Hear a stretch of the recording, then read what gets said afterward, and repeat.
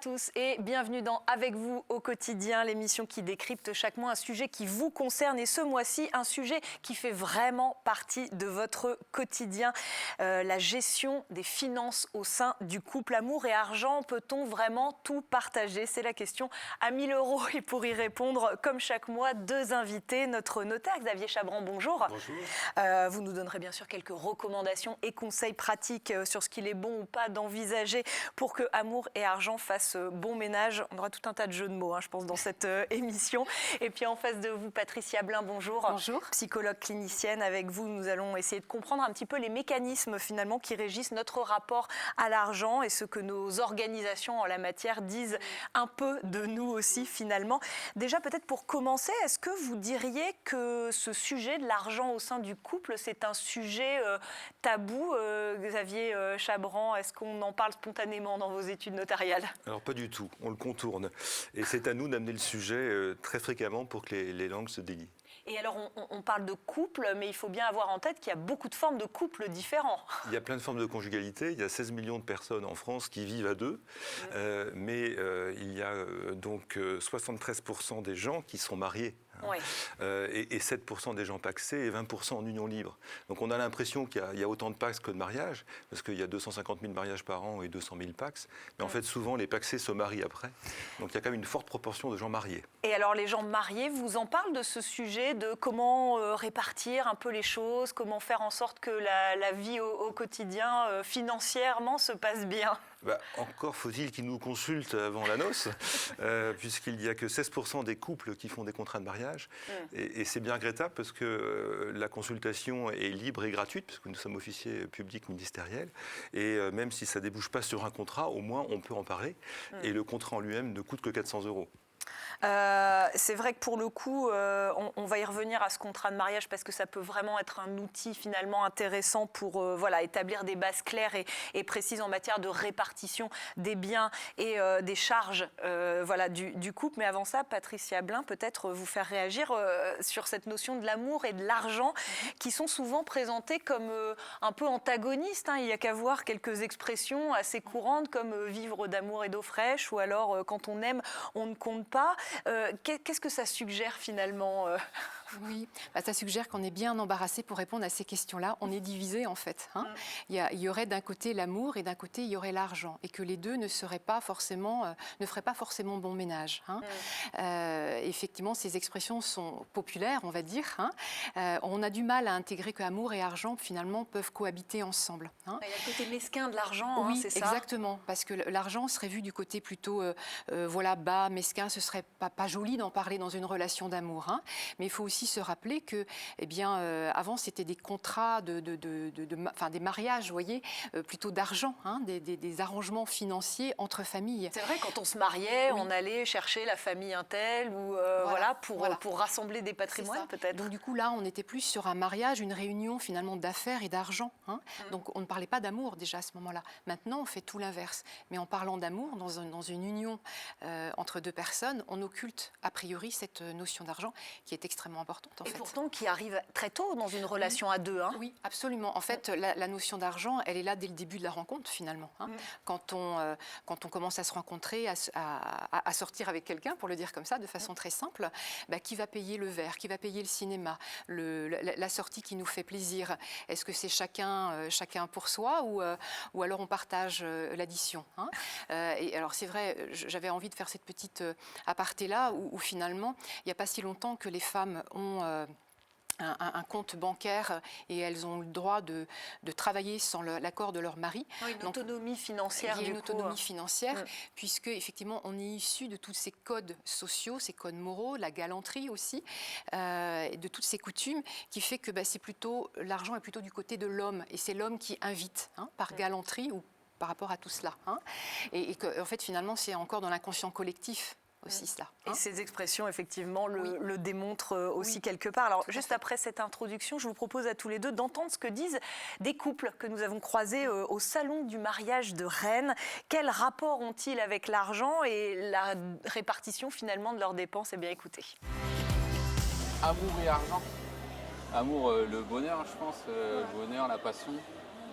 Et argent. Projet.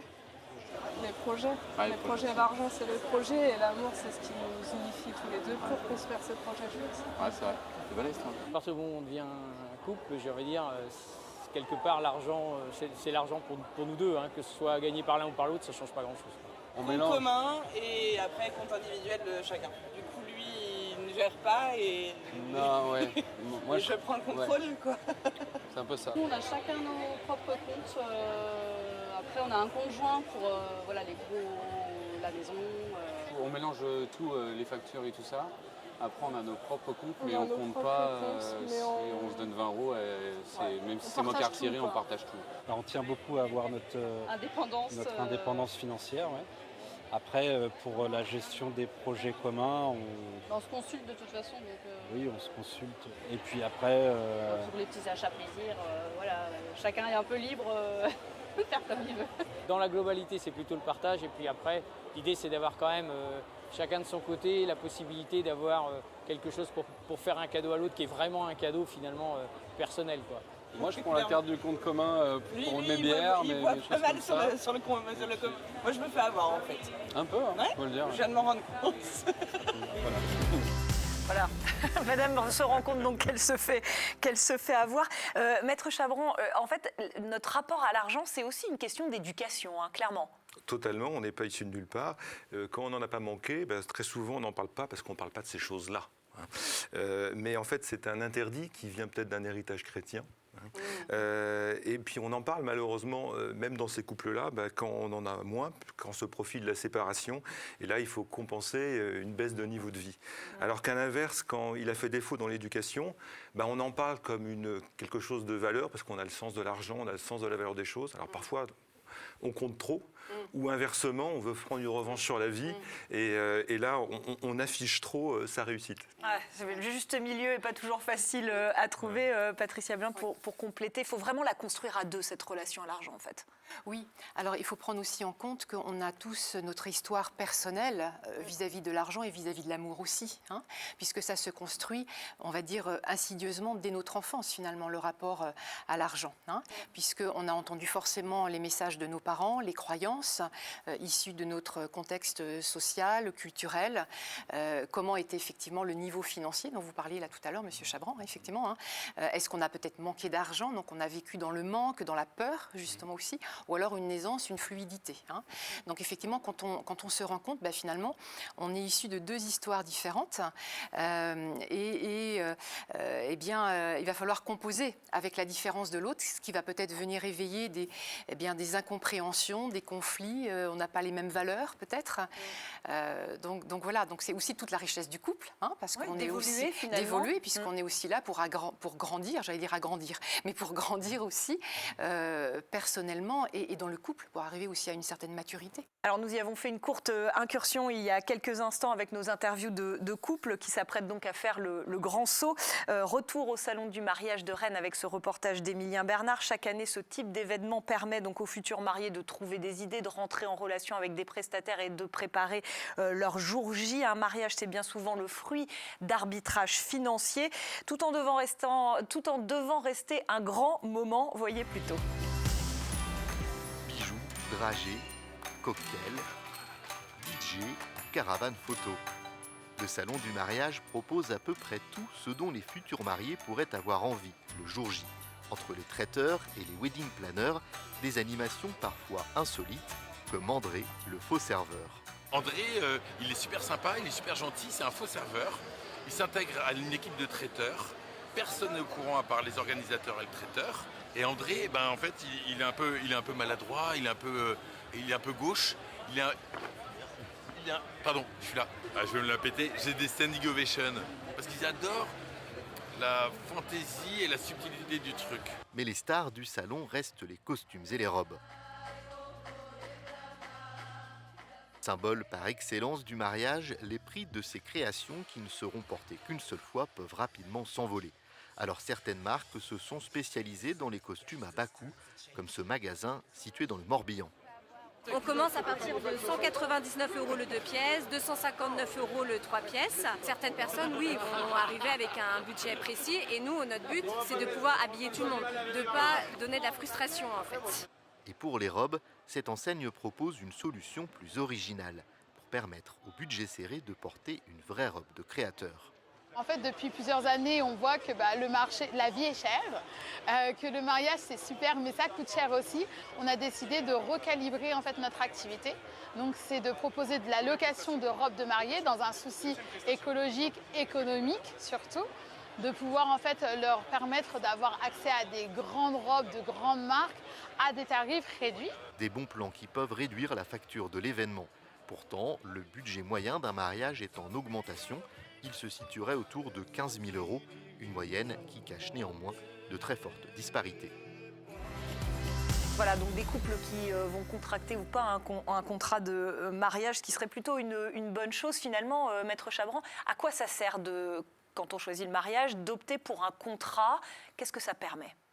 On se rend bien compte dans votre reportage que finalement on pense à louer la salle, à louer le seigneur, à voir monsieur le maire, mais on exclut la case notaire et c'est bien dommage car ce rendez-vous pourrait permettre de savoir quel est vraiment le projet commun, qu'est-ce qu'on veut préserver pour son couple, quelle est la part d'héritage pour les enfants par exemple. Et 84% des gens sont mariés sous un régime légal, à défaut de contrat de mariage. Il est très bien fait, c'est le régime de communauté réduite aux acquets, ça veut dire que tout ce qu'on achète est commun, quelle que soit la finance de l'un ou de l'autre. Mais ne rentre pas au pot commun, ce dont on hérite, c'est ça? Et ce qui nous est donné. Voilà. D'accord. Quel que soit le contrat de mariage et le régime matrimonial, par défaut ou celui qu'on choisit, de toute manière, il y a un régime de base qui est que pour les achats au quotidien, pour le prêt de la maison, ce sont des dépenses ménagères et chacun y contribue à hauteur de ses facultés respectives. C'est-à-dire qu'on ne compte pas au jour le jour. Donc ce qui fait que quand il y a une disparité de revenus au sein du couple, voilà, tout rentre dans le pot commun. On n'en tient pas compte et c'est bien pour ça que la résidence principale, même si elle appartient à l'un plus qu'à l'autre, il faut que le conjoint donne son accord pour la vendre. Et alors qu'est-ce qui se passe si on ne souhaite pas se marier alors? Si on ne souhaite pas se marier, on est soit en pacsé, donc soit en séparation de biens, ou en indivision. Et là, on ne fait pas souvent attention en cochant par hasard telle ou telle case. Mais si on se marie sous le régime, si on se paxe sous le régime de l'indivision, alors là, tout achat est forcément commun à 50-50. Et ça peut créer bien des problèmes par la suite. Et quand on vit en union libre, là, chacun s'organise. Quand on vit en union libre, là, il n'y a pas de protection. On n'hérite pas l'un de l'autre. Pareil pour le Pacs. Il faut faire des testaments. Et voilà, on est quand même beaucoup moins cadré et moins protégé. Merci Maître Chabran pour ce point très pratique. Avec vous, Patricia Blanc, on va plutôt peut-être évoquer la dimension psychologique et émotionnelle du sujet. Quand on parle d'argent, on parle aussi beaucoup effectivement de soi, quelque part. Et oui, en fait, sans s'en rendre compte, quand on aborde la question de l'argent, eh bien, quand je parle de l'argent, je parle de moi, en fait, sans m'en rendre compte, et du rapport que j'ai à la vie. On donne beaucoup d'informations sur soi, sur peut-être ses peurs, sur la peur de manquer, sur l'estime que l'on a aussi, et ce que l'on mérite ou ce que l'on ne mérite pas. Voilà, ça c'est vraiment ancré, comme je disais tout à l'heure, dans l'héritage que l'on a d'un point de vue familial, d'un point de vue émotionnel. Par exemple, voilà, de penser qu'on ne mérite pas de gagner autant d'argent, qu'on ne mérite peut-être pas telle ou telle dépense parce qu'on n'a pas le niveau qui correspond. Voilà, on est tous marqués en fait finalement de cet héritage familial tant qu'on n'en est pas conscient en tout cas. Aujourd'hui, dans la société dans laquelle nous vivons, il y a aussi finalement une symbolique de réussite sociale très importante qui est liée à l'argent. Oui, et je vais le dire comme ça, c'est bien dommage, parce qu'on est dans une société où on est plutôt sur l'avoir, en fait, sur le gain, sur la possession. On valorise plutôt notre avoir, plutôt de qui nous sommes finalement. Parce qu'au fond, on a tous une richesse intérieure, mais qui n'est pas monnayable. Alors qu'on va se déporter complètement sur l'argent pour parler de soi, ou pour montrer ce que l'on a, ou ce qu'on est capable d'acheter, ou parfois pour compenser, vous voyez, par exemple, un complexe d'infériorité, ou pour compenser des manques, eh bien, on va montrer qu'on a, je ne sais pas, de beaux habits, une belle voiture, une très belle maison, voilà, pour venir un petit peu montrer à l'autre son train de vie. C'est finalement une valeur extérieure sur laquelle on reporte un peu notre... Voilà, oui. Et d'où parfois cette dépendance aussi, enfin parfois, très souvent d'ailleurs, cette dépendance au pouvoir et à l'argent. Et en fait, on confère à l'argent une énergie qui n'est pas bonne finalement, qui n'est pas très saine, parce qu'on en devient dépendant. Et bien souvent, l'argent va organiser notre vie et on en devient presque l'esclave. Et l'argent devient le maître, on va dire. Hein. C'est lui qui va organiser finalement nos décisions. Et c'est là que ça peut avoir effectivement une forte répercussion sur le couple et la façon dont on va voilà, vivre notre amour avec un grand A. Vous le disiez, Maître Chabran, tout à l'heure, malheureusement, quand on parle d'argent, c'est souvent quand surviennent des difficultés, notamment en cas de séparation. Là, ça peut être très douloureux pour le coup, émotionnellement et financièrement. C'est sûr, si on n'a pas pu en parler avant pour que chacun ait une autonomie financière et puisse aborder toutes les étapes de la vie, y compris malheureusement l'échec du couple, la question se pose comme un appauvrissement, puisqu'il va falloir compenser cette baisse de niveau de vie du fait de la séparation. Et c'est là où s'ouvre l'épineuse question de la prestation compensatoire. Dont on est même... Vous rappeler un peu de quoi il s'agit, c'est de compenser la baisse de niveau de vie de l'un ou de l'autre. Et pour compenser cette baisse. Et cette question est remise au juge, à la souveraine appréciation du juge du fond, comme on le dit, qui peut être différent d'un tribunal à l'autre. Et même sur cette question-là, finalement, on n'arrive pas à en parler, on laisse ça à la justice. Et c'est bien dommage, finalement. Et on voit de plus en plus de couples qui... la question d'argent est tellement épineuse qu'ils n'arrivent pas à divorcer parce que c'est trop cher. Oui, la procédure en elle-même est chère. Et puis trop onéreux, l'avocat, le notaire, la longueur de la procédure. Et finalement, ils se séparent de fait. Mais finalement, c'est quand même dangereux puisque tout ce qu'ils achètent, ils l'achètent en commun. Et ils continuent à être solidaires de toutes les dettes, y compris fiscales. Et finalement, ils n'accèdent pas à l'autonomie auquel ils auraient le droit. Donc finalement, le manque de communication empêche, sur cette question d'argent, empêche de fixer un cadre, tant au niveau du mariage qu'au niveau de la séparation. La communication, effectivement, Patricia Blin, qui est un peu le nerf de la guerre sur le sujet, c'est finalement peut-être révélateur d'un déséquilibre profond quand on n'en parle pas du tout, finalement. Mais oui. Parce que là, en fait, dans ce que vous disiez, Maître Chabran, moi j'entends presque des impossibles séparations, mais parce qu'on n'ose pas parler de l'argent, du sujet de fond, finalement. Hein. Donc, effectivement, engager la discussion sur l'argent, elle est importante, mais elle n'est pas si simple que ça. Parce que, comme on l'a vu tout à l'heure, vu tout ce qu'on charge, on va dire émotionnellement, de nos croyances et autres sur l'argent, finalement, ça paraît pas très romantique et pas très glamour d'aller parler d'argent au seuil du mariage, hein, comme on l'a vu ces jeunes gens là tout à l'heure. Mais en même temps, c'est important parce que la vie, elle est imprévisible, hein, vous nous l'avez aussi rappelé dans les événements de vie.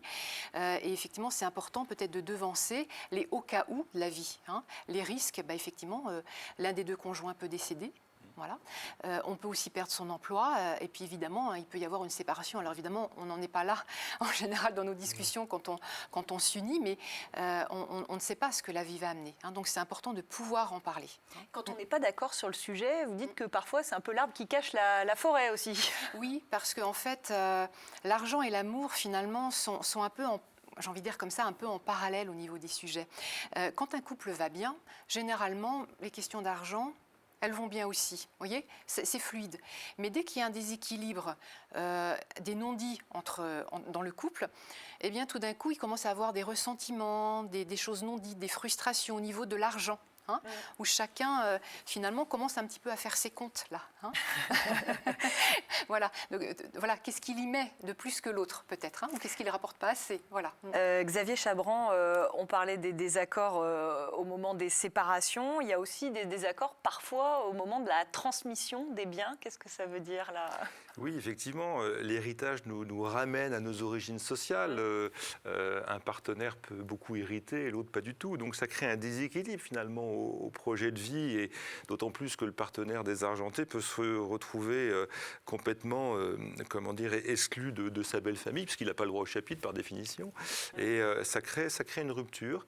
Ça crée aussi une régression. On se rend compte souvent, nous notaires, qu'on est cousus d'enfance, et c'est bien pour ça qu'on en a tellement à découdre au moment des successions, on a en face de nous des fratries qui se recomposent dans l'ordre et en fait des grands-enfants. Donc tout ça n'est pas forcément facile à vivre pour le couple. Oui, et là on en revient à notre rapport on devient des enfants, c'est le moment de vérité. C'est ça, voilà, j'aime beaucoup votre expression, hein, effectivement, où on est cousu d'enfance et on passe après dans vos cabinets à découdre de tout ça. Dans le cabinet du psychologue, ça peut être aussi un peu ça, hein, où en fait, et même dans la vraie vie, où finalement on passe son temps à se remettre de son enfance d'une certaine façon, hein, à comprendre ce que l'on a vécu et de toutes les blessures de son enfance qui vont se retrouver aussi plus tard dans le couple. Hein, aussi en amour, parce que là on parle d'argent, mais aussi l'amour aussi. Hein, qu'est-ce qu'on cherche à l'extérieur, parfois de réparation et de blessures, qui passe peut-être dans cette idée de la compensation dont vous parliez tout à l'heure. On poursuit cette discussion, mais avant cela, on va accueillir Anne-Sophie Louis pour notre chronique Actu de ce mois. Anne-Sophie, bonjour. Bonjour Aurélie. Alors, on commence par parler de la taxe d'habitation sur les résidences secondaires. Quand faut-il la payer ? Eh bien oui, la dernière fois, début septembre, je vous parlais de la taxe foncière. Aujourd'hui, je vous parle de la taxe d'habitation. Elle est supprimée pour les résidences principales, vous le savez. Toutefois, elle est maintenue pour les résidences secondaires. Les avis, vous les avez quasiment tous reçus pour ceux qui sont concernés sur la partie du mois de novembre. Le règlement est à faire au 20 décembre pour les paiements en ligne.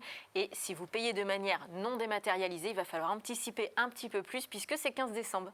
Merci Anne-Sophie. On parle maintenant de l'évolution de l'indice de référence des loyers. Qu'est-ce que c'est que ça ? C'est ça, l'IRL, indice de référence des loyers. Il est revalorisé tous les ans par l'INSEE. On a eu la nouvelle valeur là le 15 octobre dernier. Donc sur un an, on a pris plus 0,87%, ce qui fait que tous les ans, vous pouvez réviser votre loyer pour les locations meublées et vide en fonction de cet indice. Donc aujourd'hui, pour le troisième trimestre 2025, il est à 145,77. Alors, dernière info, pour les foyers où les enfants sont en résidence alternée, il y a du nouveau du côté de l'allocation CMG. Encore un acronyme. Le CMG, donc c'est le complément de libre choix du mode de garde. Donc c'est une allocation qui permet effectivement de payer le mode de garde pour les familles avec résidence partagée, donc notamment pour tous les enfants de moins de 6 ans, donc assistante maternelle, garde à domicile. À compter du 1er décembre, les 2 parents pourront en bénéficier. Il n'y aura aucune démarche à faire pour celui qui percevait déjà ce CMG. En revanche, pour le parent qui n'en bénéficiait pas, il y aura une demande à faire auprès de la CAF. Merci beaucoup Anne-Sophie. Vous restez avec nous. On va terminer cette émission par quelques conseils pratiques, si vous le voulez bien, même si chacun est libre après d'opter pour sa propre organisation. Maître Chabran, un petit mot sur l'achat immobilier. À quoi il faut être vraiment attentif ? C'est quand même un investissement majeur, l'achat immobilier, c'est pas une baguette de pain. Donc il faut que la part contributive de chacun dans l'achat soit indiquée dans le titre de propriété, c'est-à-dire dans l'acte chez le notaire. Voilà, si c'est 50-50 ou 70-30, tout ça doit être bien noté. Alors quand on est marié sous communauté, si l'un des conjoints apporte plus de la moitié, le bien lui appartiendra, mais il devra récompenser, c'est-à-dire compenser son conjoint de sa contribution. Voilà.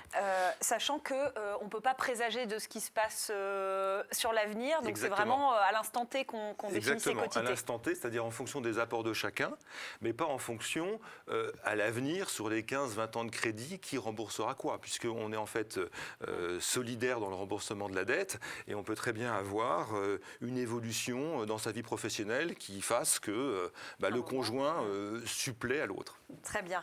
Quelques recommandations du côté de la communication avec vous, Patricia Blin. Qu'est-ce que vous recommandez pour que tout se passe bien entre ces notions d'argent et au sein du couple ? C'est déjà être conscient de son propre rapport à l'argent personnel, hein, comme je l'ai dit là tout à l'heure.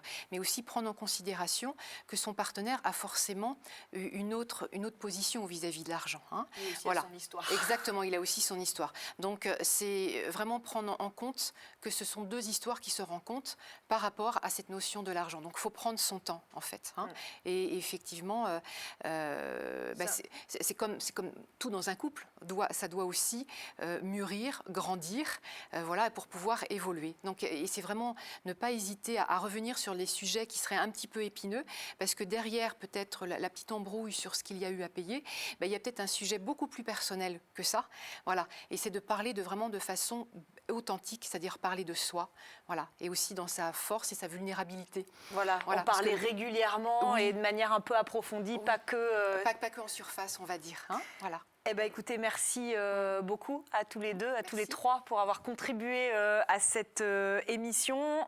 On se retrouve très bientôt pour un nouveau numéro d'Avec vous au quotidien. Et d'ici là, portez-vous bien.